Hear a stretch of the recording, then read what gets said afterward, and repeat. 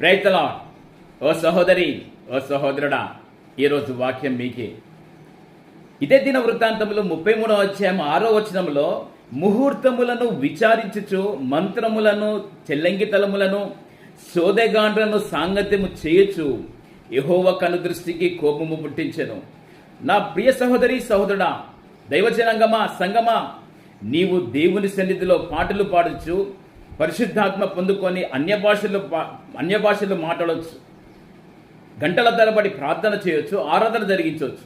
కానీ నీ అవసరానికి, నీ ఇంట్లో ఉన్న శుభకార్యములకు ముహూర్తము చూయించుకున్నచో, మంత్రగాళ్ళ దగ్గరికి వెళ్ళినప్పుడు, నీ కష్టం వచ్చినప్పుడు మంత్రగాళ్ళ దగ్గరికి వెళ్ళినప్పుడు, శోధగాళ్ళతో సాంగత్యం చేసుకున్నప్పుడు దేవుని ధర్మశాస్త్రానికి విరుద్ధం కాబట్టి శాపం.